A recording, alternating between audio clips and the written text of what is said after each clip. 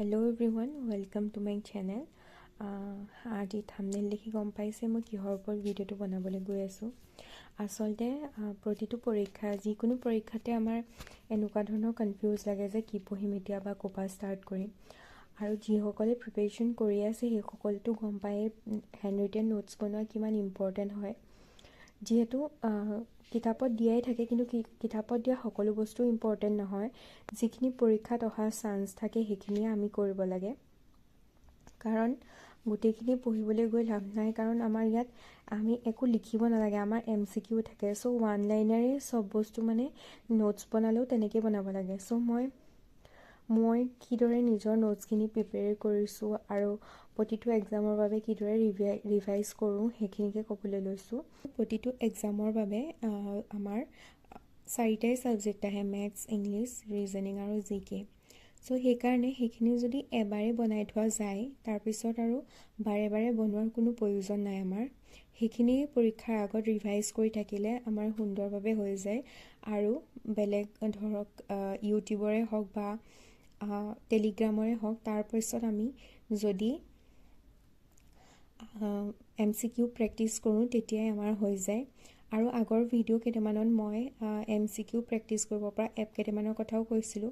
চ' তাতো কৰিব পাৰে বা মকাৰ্ছৰ পৰাও কৰিব পাৰে। মকাৰ্ছ বুলি আপোনালোকে গুগলত গৈ চাৰ্চ কৰি দিলে ওলাই যাব। তাতো আপোনালোকে এনেধৰণে মই মেডিয়েভেল ইণ্ডিয়াৰ হিষ্ট্ৰীটো মাইণ্ড মেপ নিচিনা এনেকৈ বনাই ৰাখিছোঁ, যোনটো মোৰ দেখিলেই এইখিনি চাবলৈ মন যায়, ধুনীয়া লাগে। চ' এনেদৰে যদি আপোনালোকে নিজৰ কাৰণে বনাই থয় বা ৱালত লগাই থয়, যেনে এইখনো আপোনালোকে এনেদৰে কৰি বা মোৰ নিচিনাকৈ নকৰিলেও যেনেদৰে আপোনালোকৰ মনত ৰয় তেনেদৰে যদি থয়, ৱালখন চালেও আপোনালোকৰ বহুতখিনি মনত পৰি যাব। তাৰপিছত মই বাকীখিনি পিছত দেখাম। প্ৰথমতে মই আছাম হিষ্ট্ৰীখিনি দেখাই লওঁ, কেনেদৰে মই বনাই ৰাখিছোঁ হিষ্ট্ৰী পাৰ্টটো।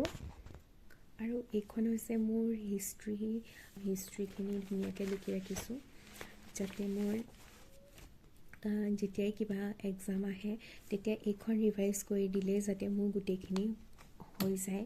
আকৌ বেলেগকৈ মই কিতাপৰ পৰা বা বেলেগ ক'ৰবাৰ পৰা চাবলগীয়া নহয়। এইখন এবাৰ ৰিভাইজ কৰাৰ পিছত যাতে মই MCQ প্ৰেক্টিছ কৰিব পাৰোঁ। আপোনালোকেও যদি এনেকৈ বনাই ৰাখে তেতিয়া আৰু যিকোনো পৰীক্ষা আহিলে আকৌ বেলেগকৈ লাইন বাই লাইন কিতাপৰ পৰা পঢ়ি যাব নালাগে। নিজৰ নোটছখিনি ধুনীয়াকৈ আপোনালোকে পঢ়িব পাৰে। আৰু যেতিয়া নিজে নোটছ বনোৱা হয় তেতিয়া বহীখন চালেই পঢ়িবলৈ মন যায়। বনাই ল'ব যাতে আপোনালোকৰ পৰীক্ষাৰ সময়ত একো প্ৰব্লেম নহয়। এইখিনি এবাৰ ৰিভাইজ কৰাৰ পিছত MCQ প্ৰেক্টিছ কৰিব পাৰে। আছাম হিষ্ট্ৰী মই এনেদৰে বনাই ৰাখিছোঁ। তাৰপিছত এইখন হৈ গ'ল ইণ্ডিয়াৰ এইখিনি মই এনচিয়েণ্ট পিৰিয়ডখিনি এনেকৈ ইয়াত কৰি ৰাখিছোঁ। এনচিয়েণ্ট পিৰিয়ডখিনি মই এনেদৰে বেলেগকৈ বনাই থোৱা আছে। এইখিনি হৈ গ'ল এনচিয়েণ্ট পিৰিয়ডৰ। আৰু এয়া হৈ গৈছে মেডিয়েভেলখিনি মই এনেকৈ বনাই ৰাখিছোঁ। প্ৰত্যেকটো পইণ্ট ওৱান লাইনকৈ বনাইছোঁ, যাতে বেছি, কাৰণ আমাৰ MCQ টাইপতে কুৱেশ্যন আহিব। চ' বেছি দীঘলীয়া কৰি একো লাভ নাই। নিজে বাছ বুজি পোৱাকৈ গোটেই পইণ্টখিনি কভাৰ হোৱাকৈ নোটছখিনি এনেদৰে বনাই গ'লে বহুতখিনি সুবিধা হয়। এইখিনি গোটেইখিনি ইণ্ডিয়াৰ হিষ্ট্ৰী মই বনাই থোৱা আছে। এইখিনি এনেকৈ আছে। আৰু লগতে মই ইণ্ডিয়ান নেশ্যনেল কংগ্ৰেছখিনিও এনেকৈ বনাই ৰাখিছোঁ, কোনখন ছেশ্যন ক'ত হৈছিল কি কথা, আৰু important treaty in 18th century of India এইখিনিও বনাই ৰাখিছোঁ। ইম্পৰ্টেণ্ট ট্ৰিটি হৈছিলে, লগতে গভৰ্ণৰ জেনেৰেল এণ্ড ভাইচৰৰ কালত কি হৈছিলে এইখিনি গোটেইখিনি মই এনেকৈ বনাই ৰাখিছোঁ, যাতে বেলেগৰ পৰা আৰু চাবলগীয়া নহয়। মোৰ কপিখন মেলিলে মই গোটেইখিনি বস্তু পাই যাওঁ। আৰু অসমৰ আৰু কিছুমান ইম্পৰ্টেণ্ট বস্তু থাকে যোনখিনি মই এইখনত লিখি ৰাখিছোঁ, যেনেকৈ আৰ্ট এণ্ড কালচাৰ বা পেন নেমখিনি যিখিনি আমাৰ ৰাইটাৰ আছে বা কিবা। তাৰপিছত অসমৰ ব্ৰহ্মপুত্ৰ আৰু বৰাক নৈৰ বিষয়ে এইখনত মই বাকী অসমৰ জিঅ'গ্ৰাফিখিনি অলপ লিখি ৰাখিছোঁ, যিখিনি ইম্পৰ্টেণ্ট, যেনেকৈ নদীখিনি বহুত ইম্পৰ্টেণ্ট। ব্ৰহ্মপুত্ৰ নদী, উপনৈ আৰু বৰাক নদী, তাৰপিছত কোনখন ডাঙৰ কোনখন সৰু, চব গোটেইখিনি মই এইখন কপিত এনেদৰে লিখি ৰাখিছোঁ। এইখিনি হৈ গ'ল আপোনাৰ আমাৰ অসমৰ ৱাইল্ড লাইফ চেঞ্চুৰীখিনি আৰু নেশ্যনেল পাৰ্কখিনি। এইখিনিও মই নোট কৰিয়ে ৰাখি দিছোঁ। চ' এইখন অসমৰ বিষয়ে এইখন মোৰ 2খন বুক আছে আৰু এয়া হৈছে মোৰ যিখিনি বুকছ এণ্ড অথৰ সেইখিনি মোৰ চেঞ্চাছৰ নোটছ হয়। চেঞ্চাছ আমাৰ অসমৰো আহে আৰু ইণ্ডিয়াৰো আহে। প্ৰায় প্ৰত্যেকটো পৰীক্ষাতে মই পাইছোঁৱেই। বিশেষকৈ যিসকলে SSC পৰীক্ষা দিয়ে সেইসকলে গম পাবই যে চেঞ্চাছৰ কুৱেশ্যন কিমান ইম্পৰ্টেণ্ট। চ' চেঞ্চাছো মই এনেকৈ ধুনীয়াকৈ এইখিনি এইটো ইণ্ডিয়াৰ হয় আৰু এইখন অসমৰ কিমান লিটাৰেচাৰ কি কথা চব গোটেইখিনি এনেদৰে নোট কৰি ৰাখিছোঁ। আৰু এইখিনি কিছুমান প্ৰিভিয়াছ ইয়েৰ কুৱেশ্যন।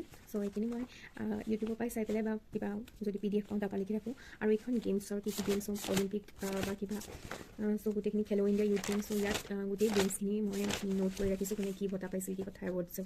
আৰু এইখিনি যেতিয়া চন্দ্ৰয়ান মিছন হৈছিলে আমাৰ 2023 চনত তেতিয়া মই এইখিনি বনাইছিলোঁ। চ' যাতে এইখিনি এবাৰ ৰিভাইজ কৰিবলৈ মোৰ চলি যায়। আৰু চবতকৈ ইম্পৰ্টেণ্ট কাৰেণ্ট এফেয়াৰ্ছ, কামৰে হওক বা চেণ্ট্ৰেলৰে হওক পৰীক্ষাবিলাকত কাৰেণ্ট এফেয়াৰ্ছ বহুত বেছি এটা ইম্পৰ্টেণ্ট হৈ যায়। সেইকাৰণে এইখনত মোৰ গোটেই 24 চনত যি হৈছিলে গোটেই কাৰেণ্ট এফেয়াৰ্ছখিনি মই লিখি ৰাখিছোঁ। ইম্পৰ্টেণ্ট যিখিনি পৰীক্ষাৰ পইণ্ট অফ ভিউৰ পৰা ইম্পৰ্টেণ্ট হয়। চ' আপোনালোকেও এনেকৈ কাৰেণ্ট এফেয়াৰ্ছখিনি নোট কৰি ৰাখিব। আৰু এইখিনি হৈছে স্কিম, আছাম গভৰ্ণমেণ্টৰ যি স্কিম আছে। চ' স্কিমখিনিও মই নোট কৰি ৰাখিছোঁ। স্কিমখন বহুত ইম্পৰ্টেণ্ট হয়। তাৰপিছত প্ৰজ্ঞান ভাৰতী স্কিম অসমৰ আপোনালোকে গম পায়েই যে হাই ছেকেণ্ডেৰী পাছ কৰাৰ পিছত ছোৱালীখিনি আৰু ল'ৰাখিনিক স্কুটি দিয়ে। চ' প্ৰজ্ঞান ভাৰতী স্কিমটো সেইটো আণ্ডাৰত আহে।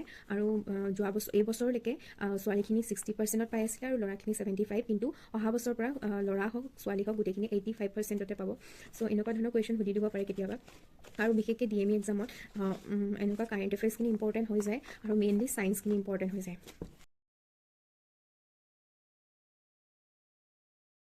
আৰু এইখন হৈছে মোৰ জিঅ'গ্ৰাফী কপি।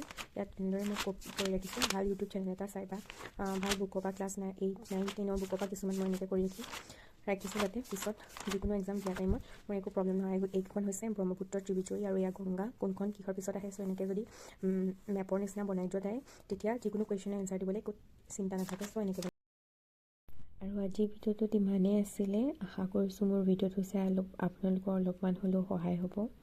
লগতে মেথছৰ কাৰণে যিহেতু আমাক স্কুৱেৰ ৰুট আৰু কিউব লাগেই, আপোনালোকে এনেকৈ ৱালত লগাই থ'ব পাৰে যাতে পঢ়া টেবুলত বহিলে আপোনালোকৰ মনত পৰি যায়। আৰু